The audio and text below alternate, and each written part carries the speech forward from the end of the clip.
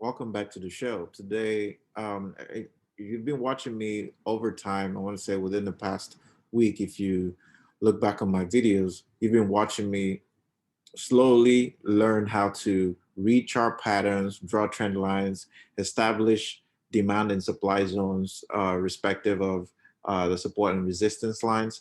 You're watching me do this on live charts and also try to identify different chart patterns on different time frames.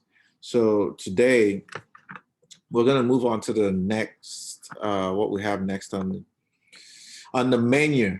I hope you're ready to eat, just like I have been putting in the time to get better at technical analysis, whether it's options or crypto or futures, whatever the underlying security may be.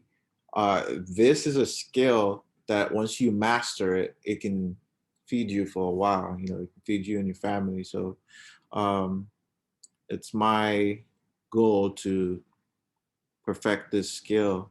And if you like this type of content, if I'm bringing you value, stick around. You are guaranteed to get some value. But if not, welcome. All right, today we're going to be talking about 10 secrets of the top technical traders. There have been people over the years who have made this a career. Stock market has been around since the 1930s. So, they've been doing paper tapes and calling the, telephoning calls. And now we're on the digital platforms. We're on no commission, free trades on platforms like Thinkorswim, Tastyworks, Robinhood. By the way, Robinhood about to go IPO. Um, oh, I know the news that popped today that really excited me is that Shopify is now going to allow stores to sell NFTs. Let that sink in because I don't think people understand where we are on the trajectory of NFTs. We're like not even in the first inning. We're like really, really early. I think that when it came into scene in 2017, when that protocol on the Ethereum blockchain became real, I think ERC 720, that introduced NFTs um, in order to give property rights to digital assets. Prior to that, digital information on the Ethereum blockchain was just two-dimensional. Um, it was it was fungible, meaning that you can copy, uh, you can copy some of these entries or these digital assets on the blockchain. But now, with non-fungible tokens, you can't have duplicates of them. Each one of them are individual. Each one of them have a signature. Okay. So instead of going into the weeds of it, I want to dive right in because my goal is to communicate two things in this video: putting your faith in chart rather than experts, and getting to know the virtues and drawbacks of technical indicators. So if you spend a lot of time on charts, do your reps, you'll be able to trade the chart. You can't go wrong when you trade the chart. Now, you also need to pay attention to the news, the overall sentiments, market sentiments, in order so that you're not trading or you're not blindsided by, some negative news that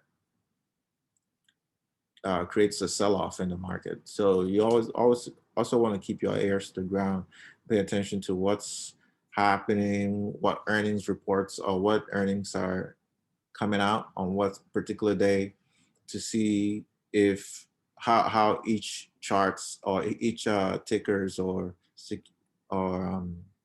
stock reacts to their earnings reports, whether they beat their earnings or they don't.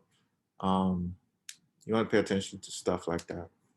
So there's going to be gurus that pop up online with answers to make get rich quick scheme.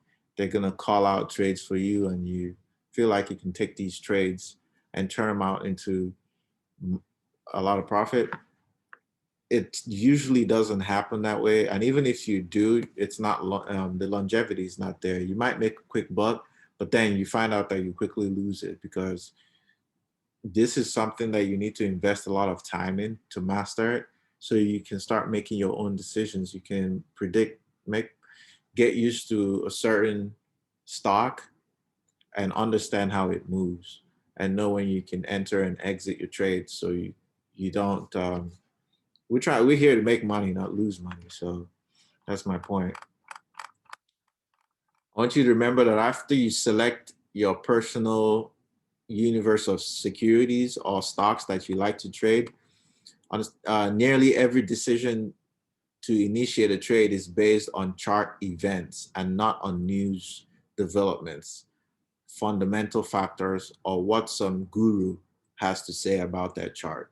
Because you've um, selected this, you've read the charts. The chart contains all the information you need to make trading decisions. If information is truly important, the chart reflects it. Don't forget to look at charts at the same, of the same security in different time frames. If you're trading intraday and you're trying to scalp real quick, you start out from day and you progress to like the minute. But if you're trying to do like a swing, for multiple day swing, then you want to look at your dailies. Start from the monthly and go down, take trades in on your dailies. Um, the best of all possible worlds is when the price is moving in the same direction in multiple time frames. That's what we call confluence, because now all indicators are giving you the same information. The opposite of that is divergence, where you'd have like an uptrend and then a stoke is on a downtrend, or you're not getting enough volume. That's divergence. And some charts actually have um, indicators that tell you whether it's a bullish or bearish divergence. But nearly every decision becomes some wildly exceptional news. Shocks take time to be reflected on the chart.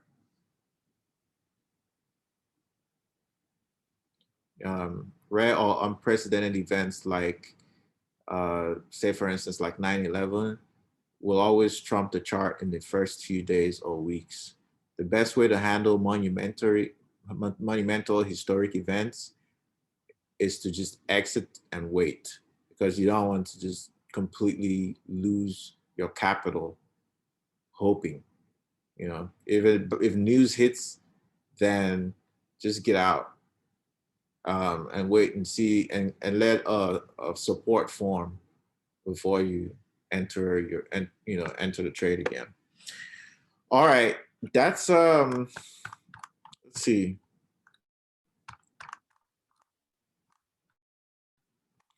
One more thing I wanted to point out is that never take a tip without first consulting your chart. There are no excuses. You can get free charts from dozens of websites, platforms like TradingView, not Webull, um, Thinkorswim. They got really good charts, and you don't actually have to have a subscription to look at these charts.